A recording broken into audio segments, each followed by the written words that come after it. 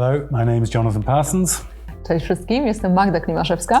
And together we're going to try and introduce you to the concepts and practice of balanced ligamentous tension, a brilliant and effective osteopathic approach applicable to anyone of any age. Mamy nadzieję, że podejście przez nas przedstawione wspomoże Wasz warsztat terapeutyczny, a sam proces zgłębiania koncepcji BLT będzie dla Was dobrą przygodą. Thank you, and we'll see you in the future. Dzięki, do zobaczenia.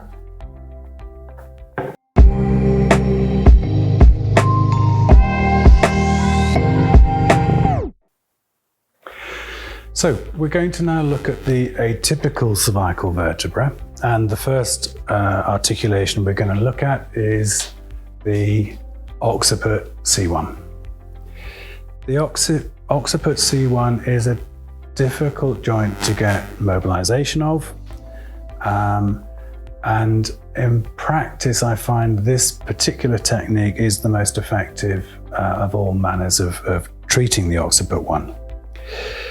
Additionally, the great thing about this technique is it appears to work for any dysfunction that you're getting in the occiput one. So if we come to the principles behind it, if you think about the occipital condyles and the C1, so this is the C1 facets, biconcave reniform approximating anteriorly. So most of us in our lives tend to slump with the work we're doing, so the cervical spine is an extension. So the occipital condyles jam at the anterior part of the C1. So what will happen is if you flex the occiput, the C1 is restricted and it will go posteriorly with the occiput one. So the aim of this technique is to bring your finger as tight as you can to the underside of that occiput, so you're touching the C1 tubercle, or touching where it should be, and then you're going to hold that in place as you roll the occiput down, keeping that finger up so you're pushing the C1 off the occiput that it's restricted with. Once you've found the balance point between those two, you need to think about the movements of the occipital condyle. Most people consider that you only get flexion extension at the occiput, but plainly it's obvious that if you've got this biconcave reniform shape, you will also get side bending and rotation. So always when you're doing this, find the balance with the flexion of the occiput, then test the rotation one way and then the other way. If we're using indirect technique going into the ease, if it's right rotated movement that is better, you go to the right, test the side bending, and then once you found the balance point, you can then ask the patient to breathe in, breathe out. The theory we've already talked about, so what we're going to do is I'm going to lift Kassia's head, and as mentioned, I'm going to bring my middle finger and I'm going to flex the distal phalanx of that finger, so I'm pressing on the the tubercle of C1.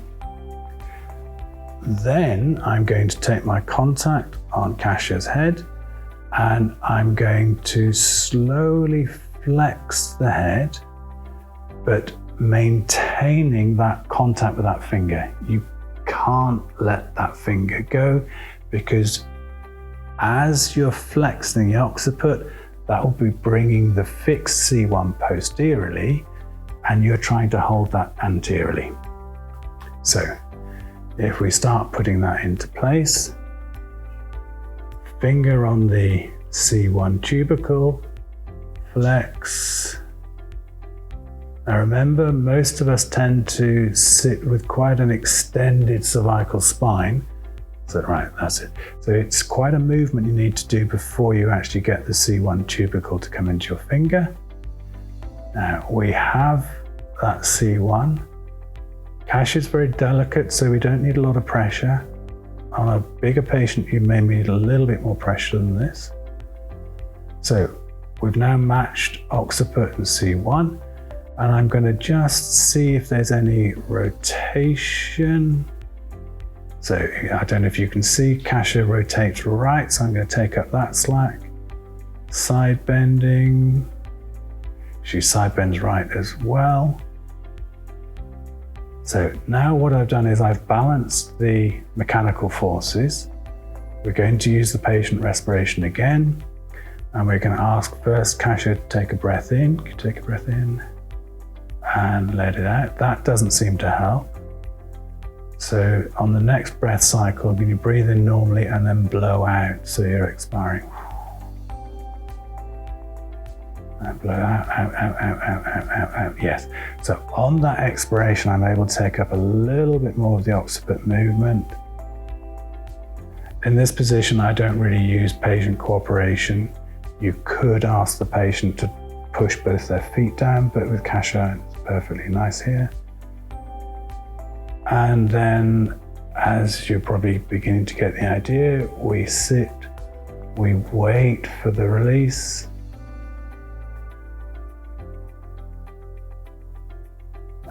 On Kasia, that's not coming yet, so I'm going to, for ease of this film, I'm going to disengage her slowly, assuming that we have had that release.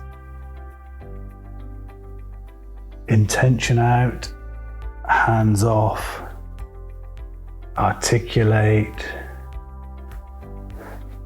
and then retest.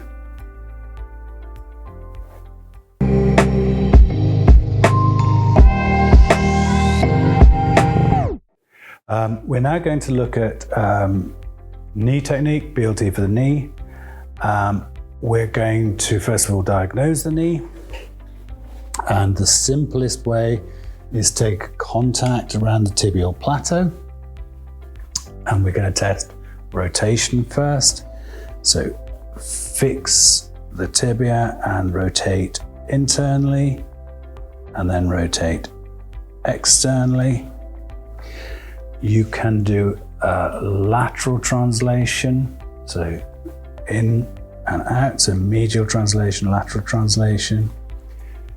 Once you have your diagnosis, let's say it's externally rotated and medially translated, you find that point of balance. You can ask the patient to either point their toe or turn the foot up. If it's externally rotated, generally you'd ask them to turn their foot up and externally rotate. If it's medially rotated, you'd ask them to point their toe down and plantar flex.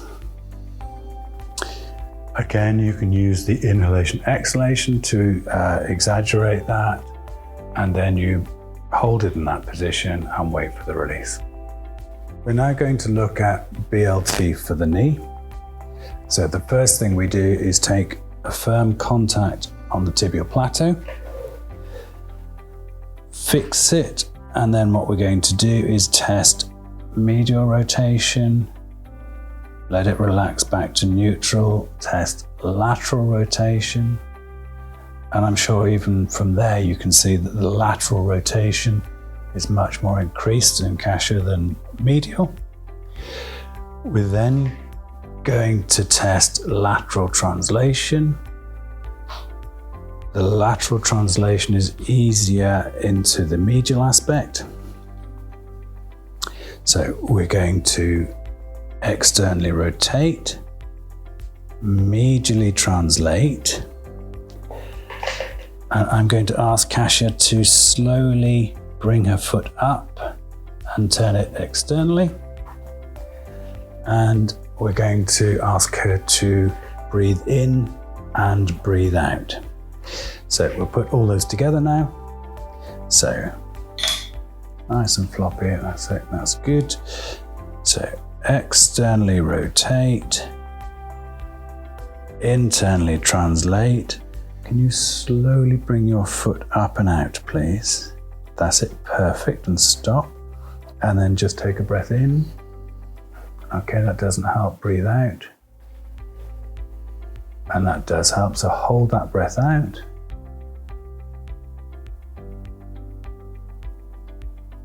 And when you need to, breathe again, yeah, and then breathe out and hold it. Good.